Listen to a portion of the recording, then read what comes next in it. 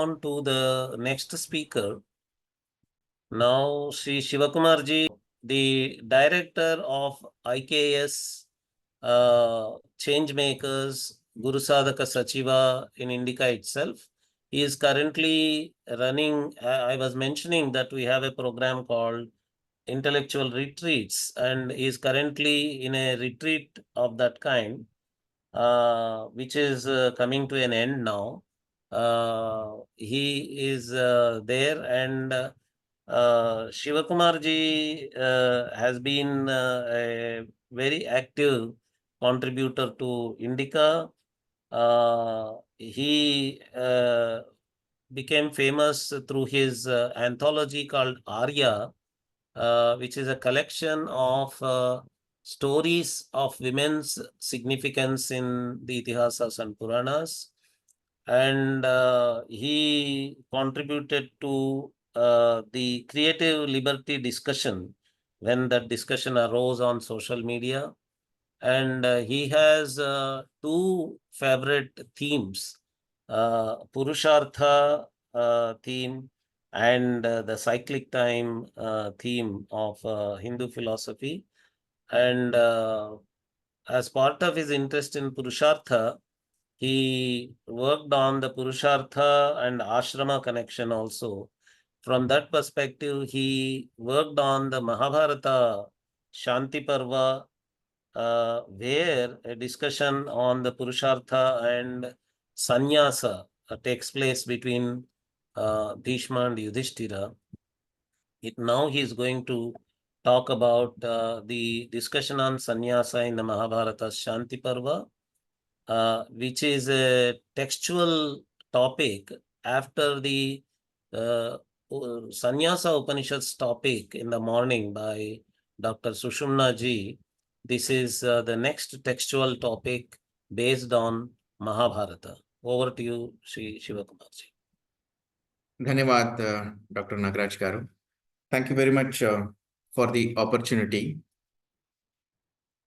In this short presentation, I will highlight some specific interesting aspects in Shanti Parva and how some things get connected from the standpoint of Sannyasa to one of the previous Parvas. In the Shanti Parva, as we all know, there is this subsection called the Moksha Dharma Parva. And in Moksha Dharma Parva, there are two specific chapters, four specific chapters, 242, 243, 244, and 245, which speak of ashrama dharmas. And in particular, the chapter 244 and 245 speak of the Sannyasa Dharma. The chapter 244 of Shanti Parva, Moksha Dharma Parva speaks both of the Vanaprastha Dharma and the Sannyasa Dharma. So the first 21 shlokas are about the Vanaprastha Dharma, and then 8 shlokas cover specific aspects of Sannyasa. It begins interestingly. So it says that after 3/4 of one's age, which is ayas, after the third of your ayas is completed, in the fourth, one should start one Sannyasa Dharma.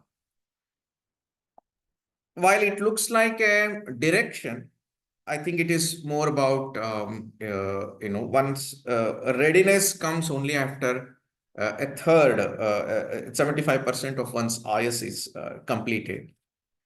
And it says that after a day's yajna, one must move to Sannyasa Dharma. And in this chapter, the tenor is to differentiate between the Vanaprastha Dharma or the Grihastha Dharma with Sannyasa Dharma.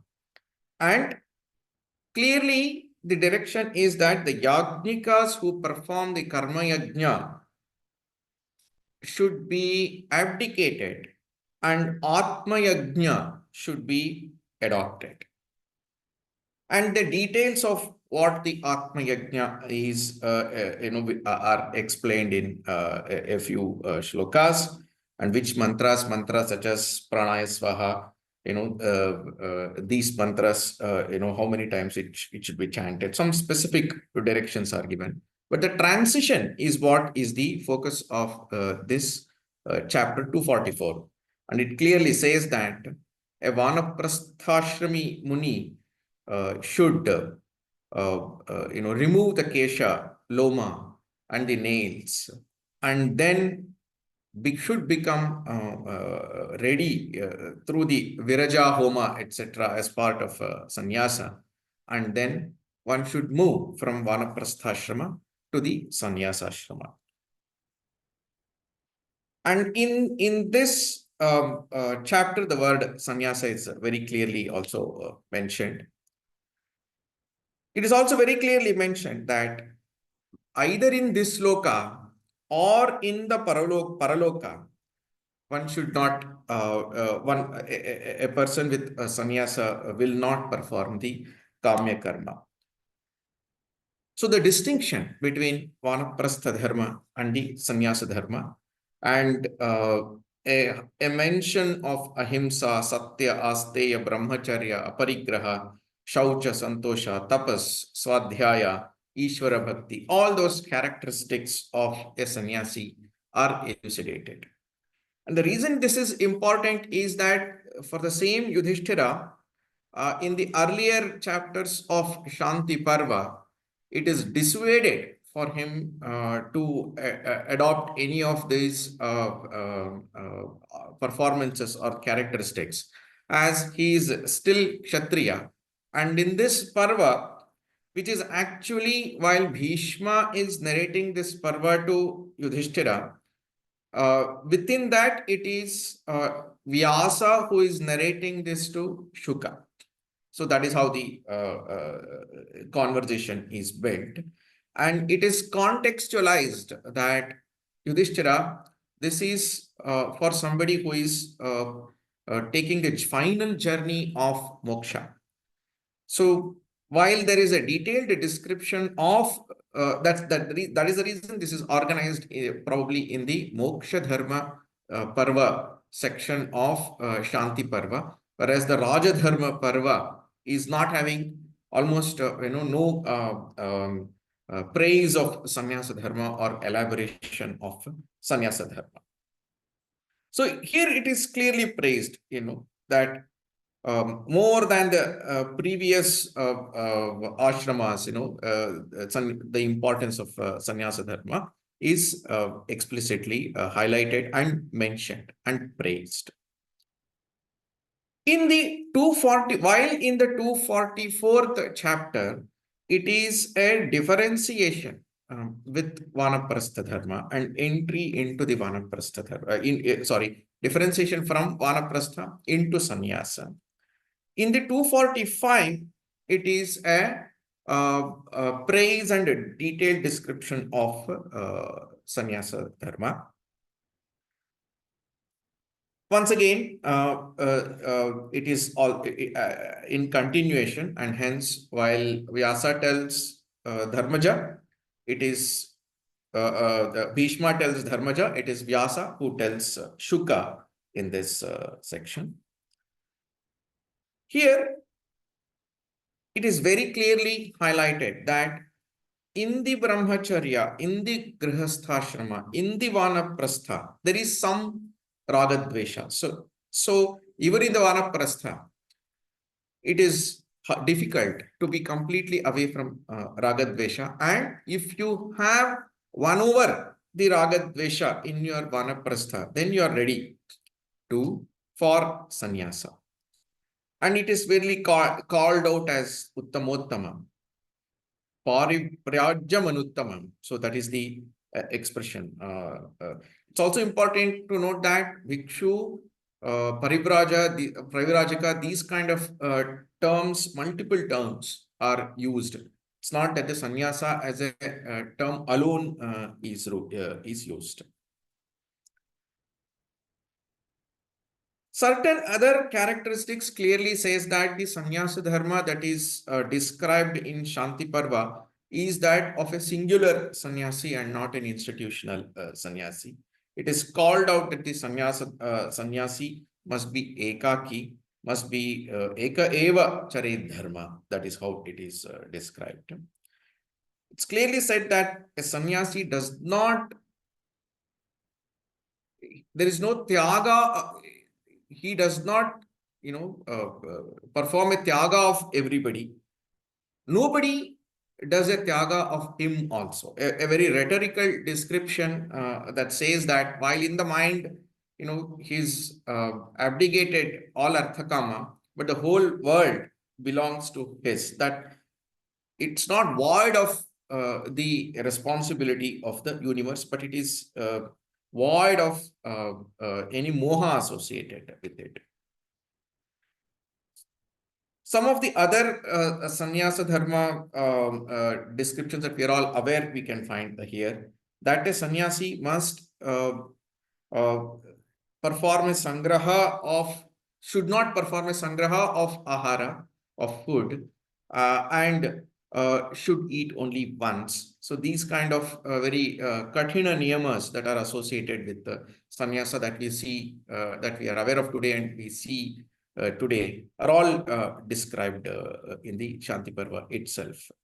So this must be one of the, according to the modern tradition, if of dating, this must be after the Upanishads, the first such detailed description of sannyasa. Interestingly, there are 4 to 5 shlokas in this where there is a near equality with the highest state of Brahmanya.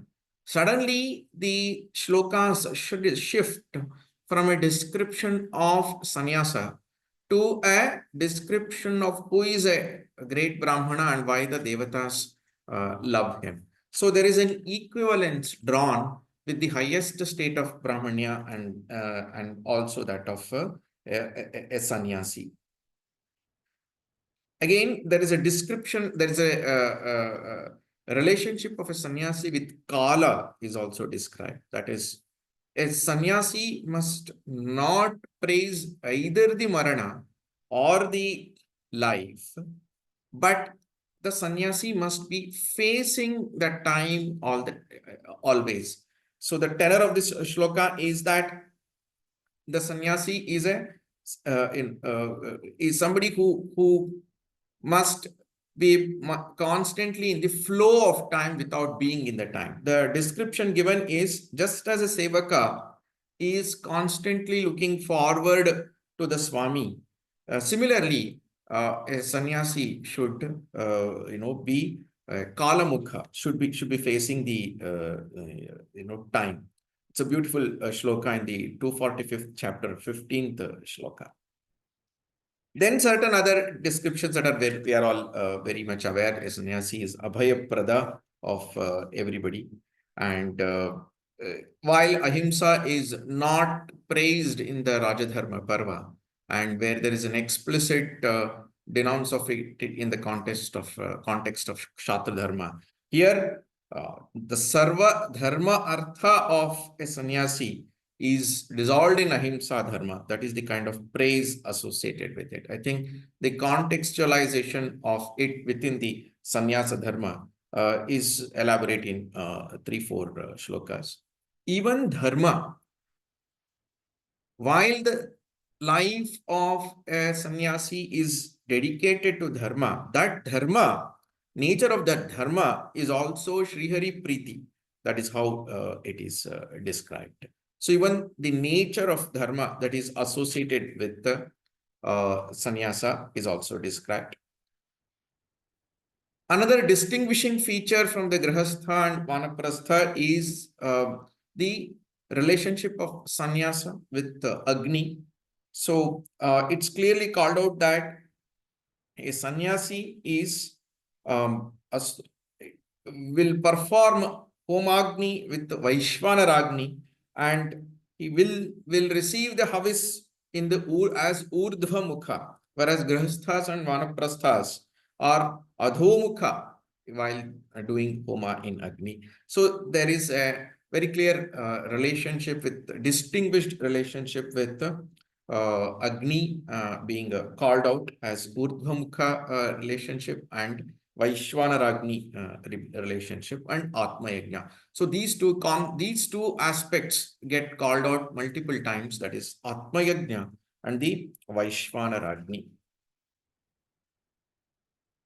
That gets elaborated in several shlokas, and the words for textual scholars it will be this is extremely important.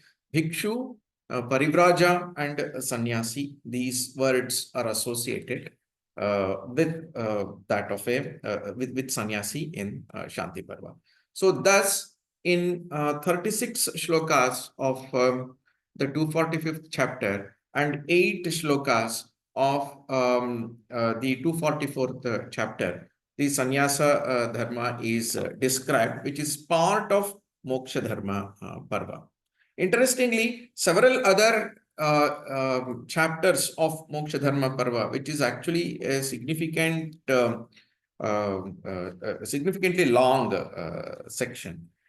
Here, the all other characteristics of sannyasa are greatly praised, like shama, dama, and brahmacharya, and all aspects mentioned in 244 and 245 are greatly elaborated in several other chapters. But an explicit calling out of sannyasa is not is not mentioned over there. So hence, one may, although conceptual relationship is very, very clear, brahmacharya, vairagya, all the, and moksha dharma is another term that is associated with sannyasa in these chapters, and that moksha dharma is greatly elaborated. So in some ways, the moksha dharma parvas important emphasis is on sannyasa is something that we can conjecture, but that is something that scholars must focus and flesh it out. But I would like to make one important correlation over here. In this very Moksha Dharma Parva, in the 229th chapter, there is a conversation between Jaigishavya Muni and Asita Devala Muni. So in this, what is Samatva Buddhi is, there is a detailed elaboration by Jaigishavya and Asita Devala. And it suddenly comes, after an Indra associated stories and some Sri Krishna associated stories. There's an in between one conversation between Jaigishavya and Asita Devala. And that conversation is having an emphasis on an aspect of sannyasa, which is samatva buddhi, which is elaborated. But who is Jaigishavya and who is Asita Devala is not there in this Sapparvan. It is there in Shalya Parva. It is very much there in a chapter called Tirthayatra Parva, where Balarama goes for Tirthayatra. In that, there is on the banks of the Saraswati River, Balarama goes to a place called Aditya Tirtha. And in Aditya Tirtha, he is narrated with a story of Jaigishavya and Asita Devala, which is extremely important, which is very relevant to the Sannyasa Dharma conversation that we are having here. What happens there is Asita Devala is clearly described as a grihastha, and to his place one day Jaigishavya Muni comes, and the nature of the Muni is initially not described in many words, but slowly it becomes clear that he is yogi. Jaigishavya is a yogi and he is an ascetic. He has renunciated everything. That also comes. So I'll cut the long story short and make it brief. Asita Devala is a grihasthrami in Vanasthashrama in that story. but he's still rich, and he can perform yajnas and give away, doing dana and so on. Jaigishavya comes, and Jaigishavya every day comes for bhiksha. He is described as bhikshu initially, but he never talks. And Asita Devala is, kind of upset that, he comes every day, he takes bhiksha, but, it does not even acknowledge, does not even talk, stays there, goes away. And he is completely in Vairagya and, does not have any consideration towards Asita Devala. And he decides to follow him. And to his astonishment, he sees that Jaigishavya is going from one loka to another higher loka continuously. And at some point in time, after the Pativrata loka, Jaigishavya vanishes and goes to Brahma loka, and he is not even able to see them, Asita Devala. Asita Devala tries to follow him, but falls down. So Asita Devala then realizes that Jaigishavya's tapas is higher than his. And then he decides to take the same path as Jaigishavya. At that time, there is a word that is clearly used, and it says Sanyasa Kritam Buddhim. The word Sanyasa comes out clearly. While until then, Bhikshu, Paribraja, and these kind of terminologies, and Yogi, and these kind of terminologies are there. So clearly, the word Sannyasa is getting associated with Jaigishavya over there. What is more important is that once he takes sannyasa, then Pitrudevates and everybody to whom he is every day offering anna and havis, they all cry that, oh, if he takes this sannyasa kritam buddhim, then we will lose our anna. And Asita Devala hears that and then decides to not take sannyasa dharma. Then at that time, all other fruits and plants and others, darbha, pushpa, oshadhilata, all of them which are associated with yajnas, which get offered during yajna, they cry, oh, if he had taken sannyasa, then we would have lived longer. Now he will take us away and offer as part of his yajna. So at that moment, that this is one very important moment where the conflict between one, Grahastha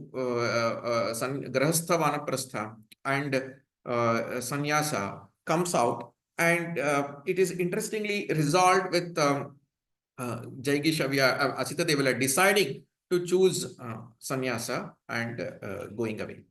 That is not described, and why he takes that decision in this chapter. And then Narada comes and even tries to demean Jaigishavya, when all devatas come and say, no, the path that Jaigishavya has taken, the sannyasa, it's a valid path, and then Asita Devala can take that path. So there is an interesting relationship between Grahastha Vanaprastha and Sannyasa, which is carved out in this Parva. The reason why I'm mentioning this is that in Mahabharata, this kind of cross references being very high, while the textual relationship is detailed in Moksha Dharma Parva 244 to 45. And before that, actually, Brahmacharya and Grahastha is also greatly described. So it's a gradual step towards Moksha Dharma, which is Sannyasa. The stories elsewhere are also, elaborating this further. So the eventual perspective will need to be drawn from a collection of such references in Mahabharata, not just from direct textual descriptions. Thus, Jaigishavya Asita Devala relationship also becomes an important part of important story to appreciate how Sannyasa Dharma is described in Mahabharata. Thank you for this opportunity to make a small presentation on how Sannyasa Dharma is present in Mahabharata, and in particular in Shanti Parva.